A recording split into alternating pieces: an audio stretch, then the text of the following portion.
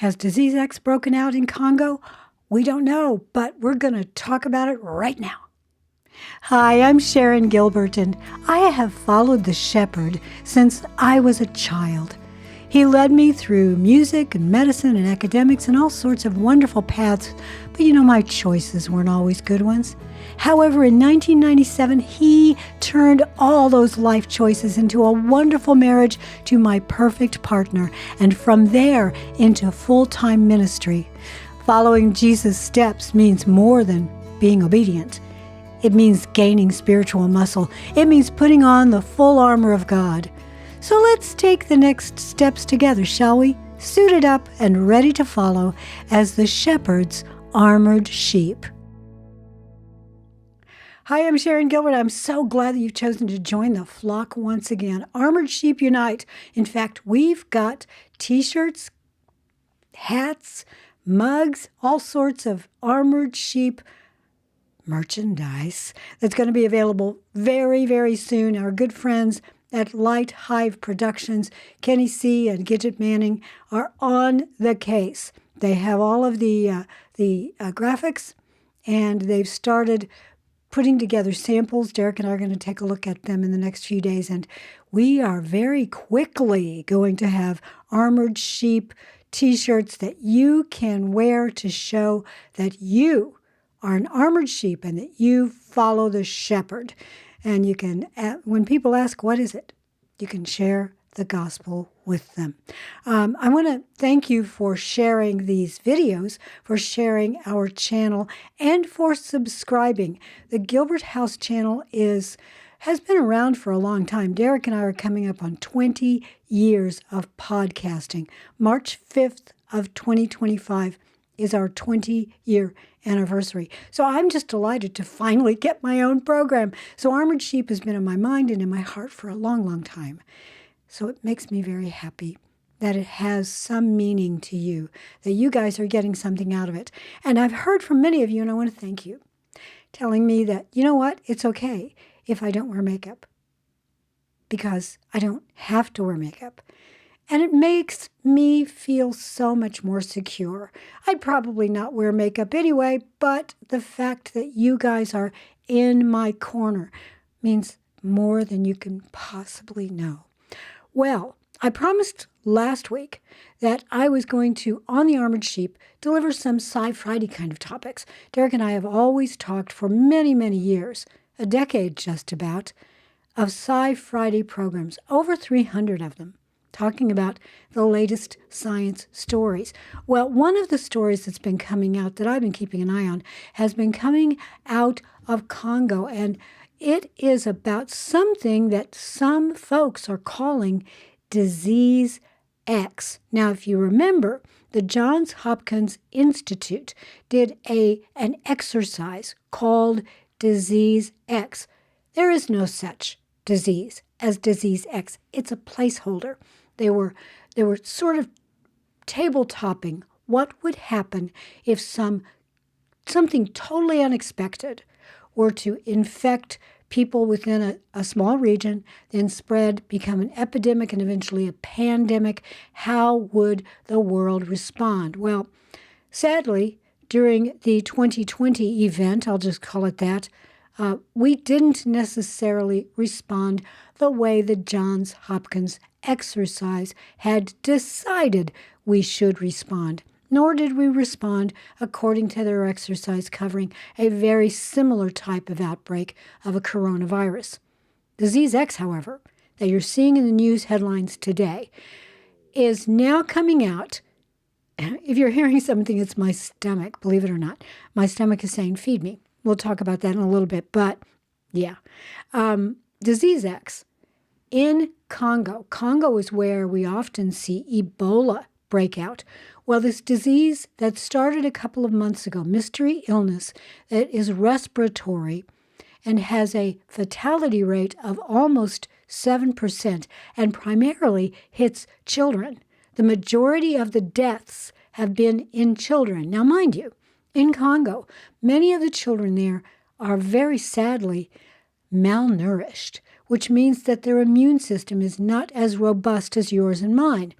Therefore, when they contract an illness, it can really hit them hard. The other thing is that getting to this disease and identifying it is the only way to really know how to treat the illness itself, the root cause of it. Well, the World Health Organization, Doctors Without Borders, and many other, including the Congo CDC, have been taking a look at this disease and have determined, and I'm putting a question mark after this in my mind. It's been determined because the majority of the cases have tested positive for malaria, that this is a respiratory form of malaria. Now, the reason my question mark is there is because a lot of people in this region, children included, are exposed to malaria-carrying mosquitoes. Therefore, it would not be uncommon for them to test positive for malaria. Does it mean that malaria is not disease X? No, not necessarily. It might well be. In fact, it may be an unusual form of malaria that primarily has a respiratory component. What I'm saying is keep an eye on this. Don't allow the hyperbole with big headlines that say disease X in Congo. No, this is a mystery. It is being followed up and investigated. Pray for Congo.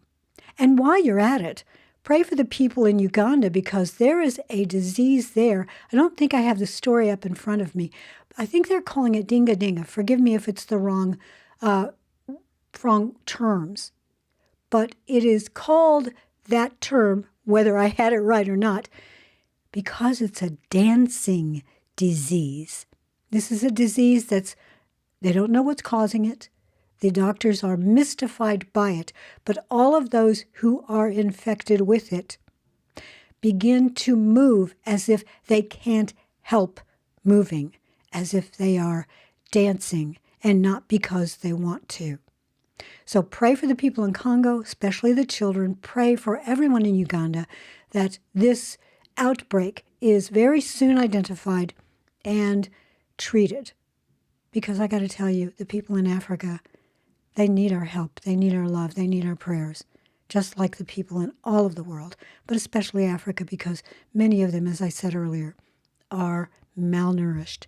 And when a disease breaks out there, especially one that's unknown, it can be devastating.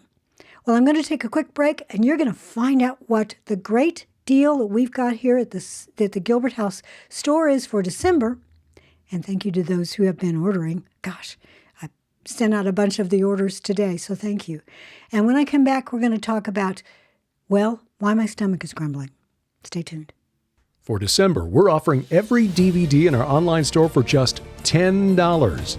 That's right, $10 for any DVD in our store. That includes collections of our teachings like This is War and Unmasking the Ancient Gods, The Four Horsemen, where we identify the fallen angels who ride in Revelation chapter 6, our travelogumentaries of our trips to Israel, Wars of the Gods Volume 1, Search for the Titans, and Wars of the Gods Volume 2, Search for the Rephaim, What Lies Beneath, a jaw-dropping discussion with Dr. Aaron Judkins about the influence of the fallen watchers on Göbekli Tepe, the Best of Sci Friday Volumes 1 and 2, and the 13-part video teaching series based on the book The Second Coming of Saturn. We'll even include The Unseen Adversary, an MP3 CD with 7 hours of audio interviews with Bible scholar Dr. Michael S. Heiser. Every DVD in our store, just $10 plus shipping and handling during December, only at gilberthouse.org/store.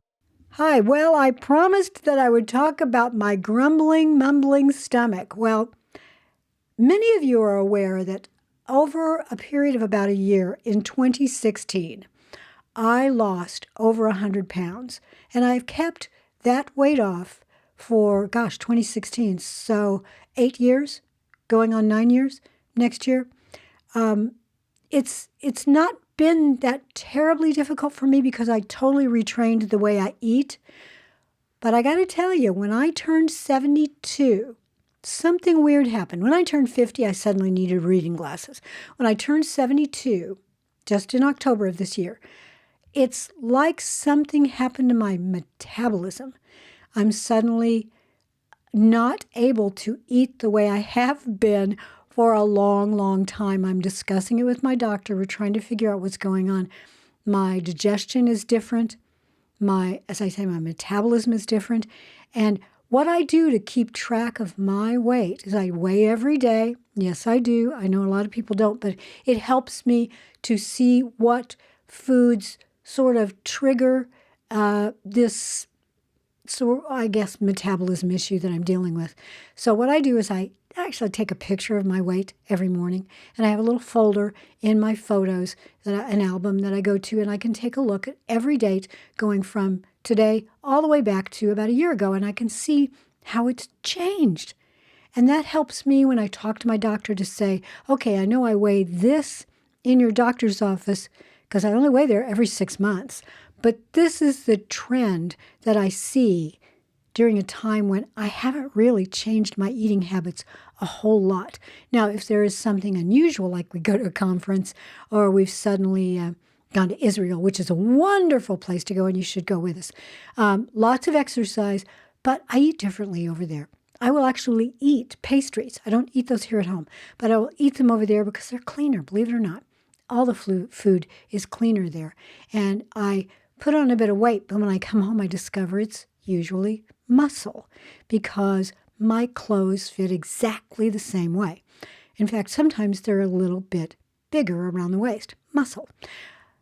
72, I suddenly became, I don't know, what is going on with me, but I find I'm hungry a lot, and yet, no matter what I eat, whether it's really good stuff or it's bad stuff, I can eat as carefully as I ever did during my weight loss period, and I will still find myself slowly putting on a little bit of weight. Our scale weighs, we have two scales. One weighs to 1/10 of a pound. The other one weighs 2/10 of a pound. I generally use the second one, 2/10. But yeah, I've been following it, and I'm not really sure what's going on. I don't know if it has something to do with my eyes. And I bring that up because there are a couple of issues that can be a system-wide issue. And one of them is called Sjogren's. I talked about that last week. The other one is rosacea. Rosacea is partly circulatory, brain doesn't work, and other issues. But I honestly don't have, I got like 2 symptoms of rosacea. However, I've told you I'm going to my eye appointments starting on Friday, the 20th of December. That's 2 days from now. The first appointment of 4 is going to take a look at what's happening with the skin around my eyes. There is a laser pulse, a pulsing laser that they're going to use to sort of zap the blood vessels, the capillaries, right around my eyes and my eyelids. And of course, my corneas, everything will be protected. But this is something that is supposed to help with circulation, supposed to remove the capillaries that aren't allowed to be there. They just developed on their own. And I don't think I have those. Those are usually visible. And I don't have the swelling that generally comes with rosacea. Every once in a while, I'll get a tiny bit of pink, and I have a tendency to get styes, which is one of the symptoms of rosacea, which is why they're going to start there. So if you are dealing with either Sjogren's, possible Sjogren's, or rosacea, or meibomian gland dysfunction that just is unknown as far as the root cause, please send me a note or put a comment because I would love to talk to you. You can also, by the way, download our app. Go to gilberthouse.org/app, and you can join in the conversation there. Top right in the app, you'll see a couple of conversation bubbles. Click on that. Just register, and that way they'll know who you are, we'll know who you are, and we'll be able to talk to you. If your name's Jane, we'll say, "Hi, Jane. What's going on? Oh, you've got rosacea. Hey, let's talk about it. Did it bother your eyes?" Things like that, because this is a community. This flock is a community, and I want us to love on one another, support one another, and minister to one another. Well, I guess that's going to be it for me today. I'm going to try to come back next week Wednesday is Christmas Day, I believe, but if we are not super busy, I'll try to get on here for a minute. And as I've said, be sure when you go in and you subscribe to this channel, hit the notification bell, because I think in 2025 we're going to try to do some live events. So you can get in there and live, you'll be able to talk to one another and talk to us. So 2025 is coming. Hit the notification bell. And in the meantime, have a wonderful Christmas Eve. And I just want to tell you, you are loved. And if you are spending Christmas all alone, I got to tell you, I will be here on Christmas Day because I don't want you to be alone. We're going to talk together, okay? We're going to love on one another together. We're going to worship the Lord, our shepherd, together. God bless you all. Bye-bye.